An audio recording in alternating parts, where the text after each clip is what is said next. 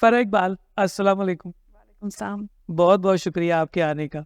thank you for inviting me. Thank you for coming. और I am sorry कि मुझे एक आध दफ़ा रीस्केड्यूल करना पड़ा। पहले मेरी तबीयत ख़राब हो गई, फिर काशिफ़ की तबीयत ख़राब हो गई, लेकिन इवेंचुअली हम कर गुज़रे हैं।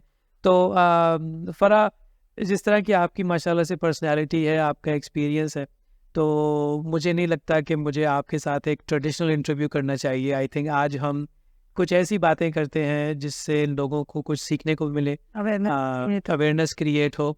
और जो हमारी फीमेल्स हैं, जो हमारी विमेन फोक हैं, ठीक है ना, उनको उन चीज़ों के बारे में पता चले, उन चैलेंजेस के बारे में पता चले। जैसे आप एक ट्रेडिशनल Family से, फैमिली से, atmosphere, एटमॉस्फेयर से, culture. कंट्री से, कल्चर से निकल के आई।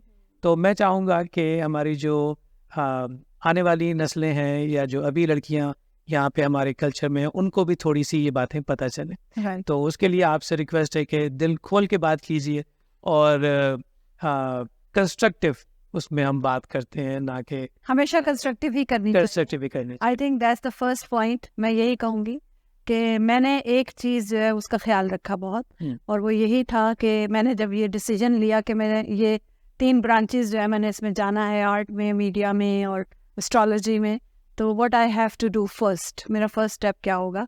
तो मैंने अपने आप से डायलॉग किया. अपने आप से डायलॉग करना सबसे ज़्यादा ज़रूरी होता है. आप अपने साथ सिंक होंगे, अलाइन होंगे, तो आप कुछ कर सकते हैं.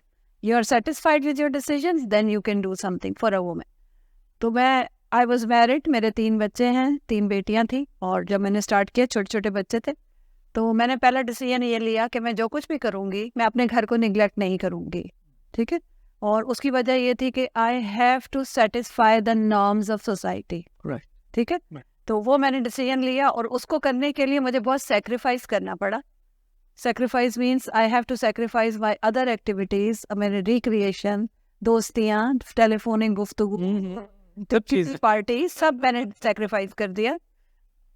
बिकॉज आई फेल्ट कि मेरे अंदर जो है वो एक फायर है क्रिएटिविटी की, and I have to let it out. मुझे एक्सप्रेस करना है, और मुझे बहुत एक्सप्रेस करना है. So I am full of that expression. As you can see, I have so many avenues, but still this fire is growing and growing and growing. It's not ending. And नहीं, ये आग जलती रहनी चाहिए, और I hope कि ये इस आग से दूसरों को रोशनी मिलेगी। तो फ़रा ये बताइए, अपने अर्ली टाइम्स का बताइए। हम जब रिकॉर्डिंग से पहले आपके फादर का हवाला दे रही थी आप, उनकी पर्सनैलिटी का कि वो किस तरह से था, तो बताइए कि वो जो 15-16 साल की फ़रा थी, तो कहाँ से वो ये ट्रेनिंग शुरू हुई, ये कॉन्फिडेंस कहाँ से आया? हाँ जी, कॉन्फिडेंस जो है वो टोटली फ्रॉम माय फादर. ये 15-16 साल की बात नहीं है, ये बचपन की बात है, लाइक 4 years 5 years या शायद उससे भी पहले. तो मैं आपको एक और बड़ी मज़े की बात, my father was not a traditional Pakistani man. He was more into English culture. So हम लोग बचपन में जहाँ रहते थे वहाँ पे स्कूल बहुत दूर था. तो मैं शुरू में स्कूल नहीं गई बचपन में, ये बात बहुत कम लोगों को पता है. सो मैं होम स्कूलिंग थी हमारे घर पे टीचर आती थी उस जमाने में. आप इससे अंदाजा करें कि हमारे घर पे टीचर आती थी, और ये शुरू के जो KG वेजी 1 year 2 year ये सारे हमने घर पे किए. फिर हमारी पोस्टिंग हुई सर, वो मेरे फादर इन्फॉर्मेशन में थे, इन्फॉर्मेशन, वो भी जर्नलिस्ट थे, लिखते थे, तो ये लिखने का जो टैलेंट है ये वहीं से आया. बट उन्होंने जो एक अच्छा काम किया, मेरा और मेरा भाई, हम 2 years के डिफरेंस से थे, लेकिन वी वर लाइक टुगेदर, एक ही जैसे थे. तो वो जितनी उसको इम्पोर्टेंस देते थे वो मुझे बिल्कुल इक्वली ट्रीट करते थे. और वो जो कुछ भी करते थे, जो उनको जाना होता था या कहीं लैंड रोवर होती थी उस ज़माने में उनके पास, उसका, और सड़कें जो टूटी फूटी होती थी, ज़ाहिर है जहाँ हम लोग थल में रहते थे तो डेजर्ट था सारा वो. तो हम जब उनके साथ लॉन्ग ड्राइव पर जाते थे, तो अगर गाड़ी का टायर पंक्चर हो जाता था तो हम दोनों को कहते थे कि नीचे उतरो, इसके स्क्रूज खोलो, इसको टायर को ऐसे लगाते हैं, ये करते हैं. So I was not scared of anything. ये मेड मी डेयरिंग. तो इसी तरह वो प्रोजेक्टर पे हमें कहते थे कि फिल्म खुद लगानी है आपने, और खुद आपने चलानी है. तो हम ग्रामाफोन, प्रोजेक्टर, ये सब हम 4-5 साल की उम्र में खुद ही लगा लेते थे, खुद ही कर लेते थे. और वो शिकार करने जाते थे तो उनके पास वो राइफल होती थी, और वो राइफल वो घर आके हमसे खुलवाते थे, उसको साफ करवाते जी. तो हमें एक पुर्जा पता था उसका कि वो कैसे जोड़ना है उसको वापस, कैसे खोलना है उसको. So it's all about experiences. आप अपने बच्चे को जितने एक्सपीरियंसेस देंगे, बेटा हो या बेटी, सो वो डेयरिंग हो जाते हैं। जो काम आपने खुद किया होता है आप डेयरिंग हो जाते हैं, फिर आप डरते नहीं हो उससे, राइट। तो आप वो हमें ले जाते थे सुबह 4 बजे साथ अपने, तो हम वो दरियाए सिंध में जो है मुर्गाबियों के शिकार पे जब जाते थे वो, तो हम वो रबड़ के वो बूट पहन के उनके साथ जाते थे साथ में, वो पानी में छप छप छप छप करते हुए। We were not scared of anything, तो now we are not scared of anything, right. बिल्कुल बिल्कुल। आई थिंक बल्कि अब तो लोगों ने ये कहना शुरू कर दिया है कि भाई अपने बच्चों को खिलौनों के बजाय एक्सपीरियंस। ठीक है, that's the most important thing. बिल्कुल बिल्कुल। जब मैं एयरलाइन में जाने लगी तो उन्होंने मुझसे एक बात कही, क्योंकि I was a student, 18 years की एज थी मेरी। और अब डेयरिंग का एक और वाक्य आपको बताती हूँ कि मुझे दुनिया देखने का बड़ा शौक था, और फाइन आर्ट्स में मैंने इंटर में जो कुछ भी पढ़ा था वो मुझे इंस्पायर करता था। कॉलिंग थी एक, I wanted to see pyramids, I wanted to go to Egypt, I wanted to go to Athens, Acropolis देखना चाहती थी मैं। तो मैंने इश्तेहार देखा एयरलाइन का, और डेयरिंग क्यों उन्होंने मुझे बना दिया था, मैंने किसी से पूछा ही नहीं, मैंने डायरेक्ट अप्लाई कर दिया अखबार में ऐड देख के। तो जब उसका जवाब आया, उस जमाने में टेलीग्राम आते थे, 80s की बात है, लेट 80s की, तो वो टेलीग्राम घर पे आया। तो मैं जब एक दिन घर पहुंची तो वो सब मेरा इंतजार कर रहे थे। आपने एयरलाइन में क्या किया था? और कहा जी ये जवाब आ गया। बिकॉज लोग ये कहते थे कि जी कोई जवाब नहीं आएगा, कोई नहीं बुलाएगा आप। Right. They called me and I got selected. Out of 7,000 applications, 7 लोग select हुए। वाह। I was one of them. तो 3-4 इंटरव्यूज होते थे उस वक्त, एक साइकोलॉजी टेस्ट होता था, इतना मुश्किल प्रोसेस था। तो उन्होंने मुझे कहा कि ये आपने फाइन आर्ट्स में एडमिशन लिया था, तो ये मैं फर्स्ट ईयर में थी, ऑनर्स फर्स्ट ईयर में, तो ये आप सारी ज़िंदगी जाहिर कहलाएंगी, आई मीन इंटरमीडिएट, और डिग्री नहीं होगी कोई। तो मैंने कहा आप मुझे बस जाने दें एक दफ़ा, सो डिग्री में आपको लेकर दिखा दूंगी। And I don't know, I still don't know how did I say that, why did I say that. मेरे पास तो कोई ऑप्शन ही नहीं थी, मैंने कैसे कह दिया था ये।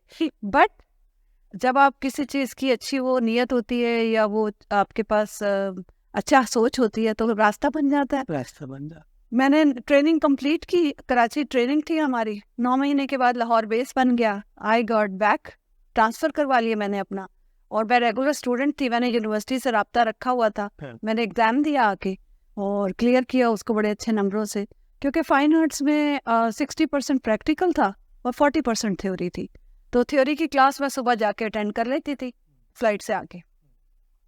प्रैक्टिकल पूरे यूनिवर्सिटी डिपार्टमेंट फाइन आर्ट्स को पता था कि फ़रा का मुकाबला नहीं है ड्राइंग का, मेरी ड्राइंग का कोई मुकाबला नहीं था। अगेन अपनी बड़ाई नहीं कर रही हूँ, उसकी वजह सिर्फ ये थी कि मैं डेयरिंग थी, मैं लाइन लगाने से डरती नहीं थी। ड्राइंग में सबसे बड़ी चीज़ ये होती है when you are not scared. तो आपने आर्टिस्ट्स को देखा होगा कि वो जब स्केचिंग करते हैं तो they just go on, they don't stop, they don't think कि ये मेरी सही लग रही है या नहीं लग रही। सो प्रैक्टिकल में मुझे प्रॉब्लम नहीं थी, तो मैंने अपनी मास्टर्स डिग्री लाहौर में रह के कंप्लीट, एयरलाइन में रहते हुए। That's how I got educated. जबरदस्त। तो मैंने अपना पूरा कर लिया, but at the same time देखिए लिंक्ड हैं सारी चीज़ें। एयरलाइन का एक्सपीरियंस अपनी जगह, लेकिन जब मैं यहाँ आई मेरे काम मेरी degree I, that degree actually worked here. I got the first job as graphic designer. वाह। So I remember him, my father, कि उन्होंने कितना, उनका दूर रश ये फैसला था या बात थी जिस पे मैंने अमल किया, तो मेरे यहाँ आके वो मेरे काम आई। बिल्कुल बिल्कुल। तो अच्छा, तो आपने आई थिंक जो चीज़ मैं जानना चाह रहा था वो ये कि बहुत अच्छी बात है कि आपके फादर ने आपको वो सारे स्किल्स दिए, आपको सारा कॉन्फिडेंस दिया, लेकिन फिर भी पाकिस्तान या इवन अमेरिका भी एक मेल डोमिनेटेड सोसाइटीज़ हैं ये सारी, राइट? तो उन चैलेंजेस के बारे में बताइए, क्योंकि वो मेल डोमिनेंस जो है वो अनफॉर्चुनेटली आज से 40 साल पहले भी थी, आज से 400 साल पहले भी थी, और अल्लाह ना करे क्या आगे बाद भी हो। तो किस तरह से आपने उन चैलेंजेस को फेस किया? क्या आप you are so right about that. जब मैंने इत्तेफाक से जो फील्ड सेलेक्ट की अपने लिए, ये कह सकते हैं आपके आउट ऑफ द नॉर्म्स थी वो। जैसे ग्राफिक डिज़ाइनर फील्ड ऐसी है कि उसमें औरतें या लड़कियां, जब मैं आई शुरू में बहुत कम, ना होने बहुत थी बहुत। और अगेन मीडिया के साथ मैं 13 साल से वाबस्ता हूँ, तो इसमें सबसे ज़्यादा I am the only female जो अमेरिका में, यूएसए में मैं टेक्सास को लीड करती हूँ या हेड करती हूँ, टेक्सास मैनेज करती हूँ TV1 USA में। So I am the only female in USA जो किसी भी चैनल को हेड करती है। मैं पूरा मैनेज करती हूँ इसको। तो जो मेल डोमिनेटिंग सोसाइटी की आपने बात की, आप बिल्कुल ठीक कह रहे हैं कि मुझे हर किस्म के यू नेम इट चैलेंजेस का मुकाबला करना पड़ा। यानी मेरे क्लाइंट्स को छीनने के साथ साथ कैरेक्टर असैसिनेशन, आपके झूठ, आपकी फैमिली को कॉलें, आपके घर में बातें, आपके जानने वालों से बातें आपके बारे में, इवन हमारे हेड ऑफिस में हमारे साथ हमारे CEO हैं, उन तक कॉलें गई हैं। और मतलब यू नेम इट के कहाँ पे, और पाकिस्तान तक। बट ये कि अच्छी बात यह है कि जहाँ हम ये कहते हैं कि मेल डोमिनेटिंग सोसाइटी है, वहीं कुछ लोग ऐसे भी हैं जो समझदार हैं, मेल हजरात। जैसे हमारे जो CEO है बहुत अच्छे इंसान, समझदार इंसान है। He is not listening to anybody, he knows, he uses his own judgement. तो मुकाबला इस तरह किया कि मैंने सुनी सबकी बातें, लेकिन मैंने जवाब नहीं दिया। मैंने अपने काम पे फोकस किया। यानी मैंने उनकी तमाम नेगेटिविटी का जवाब अपने पॉजिटिव काम से दिया, रिजल्ट से दिया। सो इफ किसी ने मुझे बहुत अच्छे लोगों ने अच्छी बातें समझाई है ज़िंदगी में, मुझे बड़े अच्छे मेंटोर मिले हैं। और मेरी अच्छी बात ये कि मैंने उसको पल्लू से बांध लिया। मसलन किसी ने ये कहा कि ये तो तुम्हें नेगेटिव एनर्जी इसलिए तुम्हें दे रहे हैं ताकि तुम नेगेटिविटी में लग जाओ इनके जवाब देने में और तुम्हारा टाइम जाए। So don't pay attention to that, just focus on your work. And I did that and it worked. या सो इस तरह मैंने उनका मुकाबला किया कि मैंने कोई जवाब नहीं दिया किसी को भी, ना मैंने उनकी बुराई की, ना मैं उनके रास्ते में आई। वो जो कुछ करते रहे वो करते रहे। मैं देर जरूर हुई मुझे कि मैं रास्ता साफ करती रही अपना, लेकिन मैंने उसके लिए ठीक है, मैंने कहा कोई बात नहीं, मुझे 10 दिन ज़्यादा लग जाएंगे, मुझे 1 महीना ज़्यादा लग जाएगा, कोई बात नहीं, मगर मैं अपने काम से साबित करूंगी। मैंने अपने काम से साबित किया और आज आप देख रहे हैं बिल्कुल। बल्कि कि मैंने सफाया कर दिया। बल्कि तो उसी पे आते हैं फरा के इसी मेल डोमिनेंस में हमारी सोसाइटी भी है, राइट, हमारी कम्युनिटी भी है जी। चाहे वो ऑर्गेनाइजेशनल हो या रिलीजियस हो या किसी भी और एलिमेंट से अगर आप देखें तो।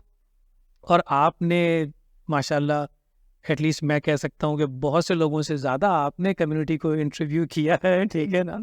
तो क्या फीलिंग है आपकी? क्या आपको कम्युनिटी पिछले 10, 12, 25 सालों में कुछ बदलती हुई नज़र आ रही है? किस तरह बदलती हुई नज़र आ रही है?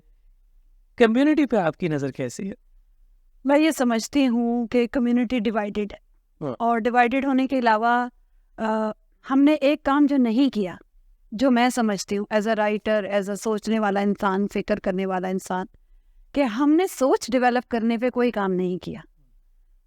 हमने बिल्डिंगें बनाई, हमने चैरिटीज़ बहुत की। कम्युनिटी चैरिटी में जो पॉजिटिव पॉइंट है वो है, बहुत आगे है कम्युनिटी चैरिटी, लेकिन ज़्यादा ही हो गया, ज़्यादा ही और वो ही हो गया। हाँ, लेकिन उसमें जो उसमें एक एलिमेंट है, वो लाइमलाइट का एलिमेंट है उसमें बहुत ज़्यादा, कि आप लाइमलाइट के लिए कर रहे हैं सारा कुछ। कुछ लोग चैरिटी भी करते हैं, ठीक है, वो अपनी लाइमलाइट नहीं लेते। Anyway, this is a good thing, this is a positive point, but the thing is they are not working on developing their thought process. क्योंकि thought process, we are what we think, ठीक है। हम ये body, ये सारा flash and bones, ये सब कुछ भी नहीं है, इट्स नथिंग, इट्स ऑल। आपने ग्रो करना है ना, you have to develop your thought process. आपने बेटियों की बात की, I gave them thought process, मैंने उन्हें थॉट प्रोसेस दिया। मैंने अगर कुछ भी नहीं दिया, आई gave them thought process, they can think and I let them think. लेकिन पाकिस्तान में या पाकिस्तानियों में तो ये है ना कि डोंट लेट देम थिंक। बिल्कुल, बल्कि आई थिंक यही हमारे जो ऑफ स्प्रिंग्स हैं, हमारे जो बच्चे हैं जो यहाँ पैदा होते हैं, यहाँ पलते बढ़ते हैं, आई थिंक उनके पास at least for a good measure, fortunately उनको वो चीज़ें नहीं फेस करनी पड़ती। उनको स्कूल की तरफ से, कम्युनिटी की तरफ क्योंकि वहाँ से उनको सपोर्ट मिलती है, वहाँ से उनको सपोर्ट मिलती है, उसे मिल जाती, उनके टीचर्स, उनके कोलीग्स वगैरह। तो ये बताइए कि आपने कहा कि इस वक्त हमारी कम्युनिटी जो है वो डिवाइडेड है और सोच की कमी है, डायरेक्शन की। डिवाइडेड इस तरह है कि ग्रुप्स हो गए, ग्रुपिंग है, ठीक है। आपने अपना एक बनाया हुआ छोटा सा, मैंने अपना बनाया हुआ। मगर मैं सब में देख रही हूँ कि हम कलेक्टिवली एक कौम की हैसियत से अभी भी नहीं डेवलप हुए। एक कौम नहीं है हम, कि कौम जैसे आप, मैं एक कम्युनिटी का, smiley community, I love them because they are as a community, they support each other, that's why they flourish, right. कि हर इंसान में खूबियाँ और खामियाँ होती हैं, हर कम्युनिटी में खूबियाँ और खामियाँ होती हैं, मगर एक कलेक्टिव गुड होता है। जैसे मेरा बच्चा, आपका बच्चा बच्चा है, ठीक है, वो कम्युनिटी के बच्चे हमारे बच्चे हैं। जहाँ कम्युनिटी के बच्चों की बात आएगी, हम सबको एक होना चाहिए वहाँ पर, ठीक है ना। जहाँ कम्युनिटी के सीनियर्स की बात आएगी, हम सबको एक होना चाहिए वहाँ पर। That's division, that's the division I am talking about. We don't think collectively, right. तो फरा, आपने जैसे इस्माइलियों की एग्जांपल दी है, दूसरे जो छोटे रिलीजियस ग्रुप्स हैं, छोटी कम्युनिटीज़ हैं, तो क्या ये प्रॉब्लम इस तरह से सॉल्व हो सकती है कि हम भी इसको, बड़ी प्रॉब्लम को सॉल्व करने के लिए छोटे हिस्सों में डिवाइड करना पड़ता है? तो लीडरशिप, आई थिंक। अच्छा, द सोल्यूशन इज लीडरशिप। अच्छा, वी नीड अ लीडर। ऐसे लोगों को ऊपर आने दें जो पॉजिटिव थिंकिंग के साथ कलेक्टिव गुड की बात करते हो, या जोड़ने वाले लोग हो, बजाय अलग करने के। क्योंकि डिवाइड एंड रूल की पॉलिसी, या डिवाइड एंड रूल, या जो भी कह लें, वो तो चली आ रही है ना, मैलाती साजिशों से चली आ रही है, राइट। तो वो एक बहुत अजीब सी बात है कि हम ये कहते हैं कि वो साजिश कर रहे हैं, तो आप क्या कर रहे हैं? आप क्या कर रहे हैं? आप क्या कर रहे तो आप साजिशें होने दे रहे हैं, तो साजिश हो रही है, ठीक है ना। एक और बात, आप बताते क्यों नहीं है? बताते क्यों नहीं है कि ये बंदा साजिश कर रहा है? उसको बेनकाब कर दे। एक दफा करेंगे, दोबारा कभी नहीं करेगा वो। मैं यही कहता हूँ कि ना, हम बहुत ज्यादा ना एक जासूसी माइंडसेट में रहते हैं, ठीक है ना, कि मेरे खिलाफ कोई जासूसी हो रही है, ठीक है ना। कौन कर रहा है ये भी नहीं पता, क्यों कर रहा है ये पता है, ठीक है ना, मैं इसको रोकूंगा ये भी नहीं पता, ठीक है ना। भाई आप पूछ ले जाके उससे। मैं तो कहती हूँ पूछ ले भाई, मैं तो डायरेक्ट पूछ लेती हूँ, पूछ ले, बात खत्म हो जाएगी, बात खत्म हो जाएगी। दिन के अंदर नहीं, दरअसल जड़ नहीं पकड़ेगा, राइट। तो ये चीजें खत्म करने के लिए, ये अवेयरनेस क्रिएट करने के लिए, देखिए मैं अपने शो में, मेरा एक तीसरा सेगमेंट इसी के ऊपर है कि मैं ये बार बार ये बातें करती हूँ, और होपफुली लोग समझते भी हैं उसको। कमी नहीं है अच्छे लोगों की, मैं हमेशा पॉजिटिव रहती हूँ इस मामले में, कमी नहीं है अच्छे लोगों की, लेकिन हम कलेक्टिवली वहाँ नहीं है जहाँ हमें होना चाहिए।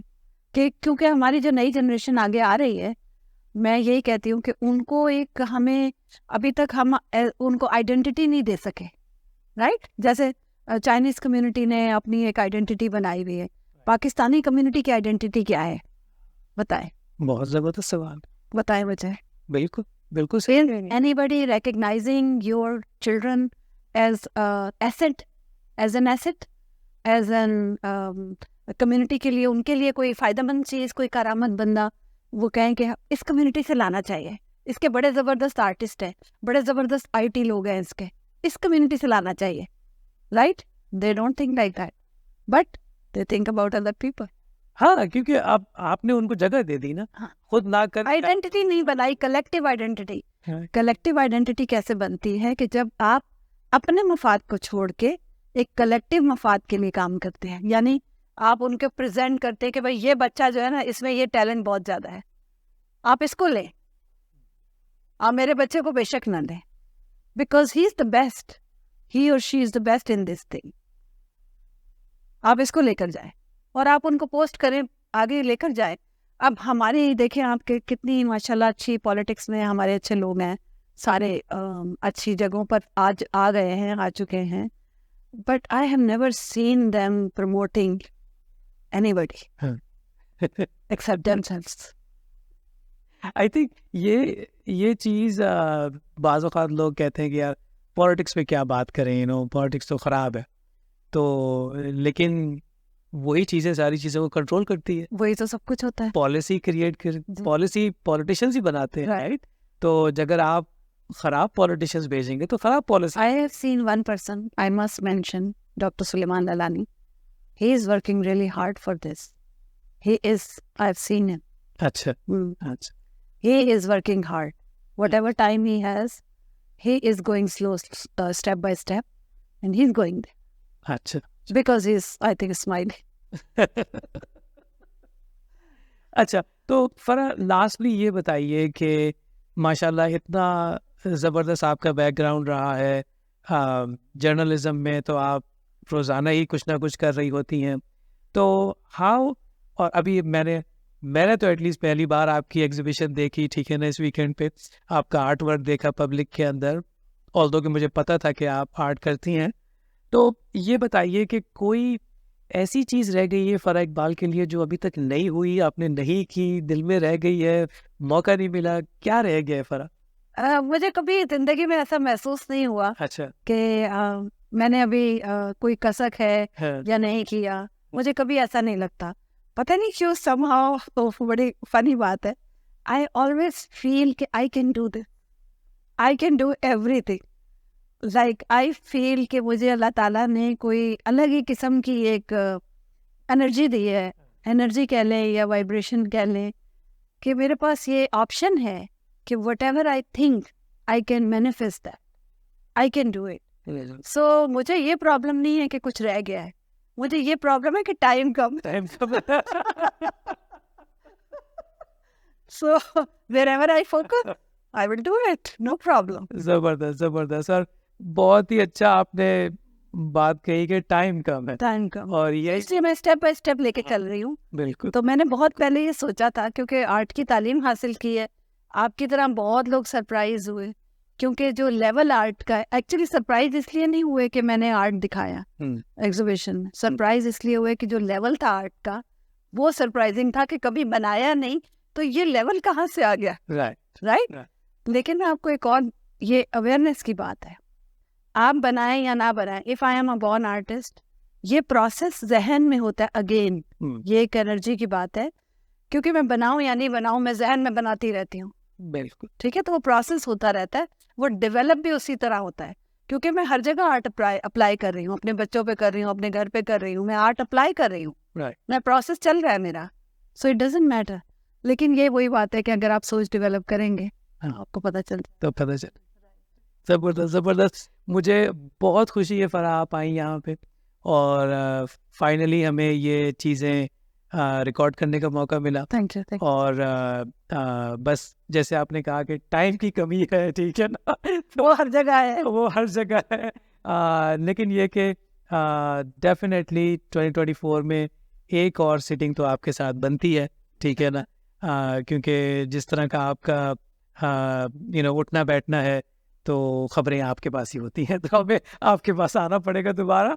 तो पर बहुत बहुत शुक्रिया आज आने का और इतना कैंडिडली बात करने का, और आई होप कि इस कन्वर्सेशन से कुछ लोगों को सीखने के लिए मिले, कंस्ट्रक्टिवली कुछ बात पहुंचे उन तक, और we are looking forward for another. Thank you, good luck with your show, and 24 में इंशाल्लाह मुकर मुलाकात करेंगे दोबारा। जरूर। Okay, thank thank you. You.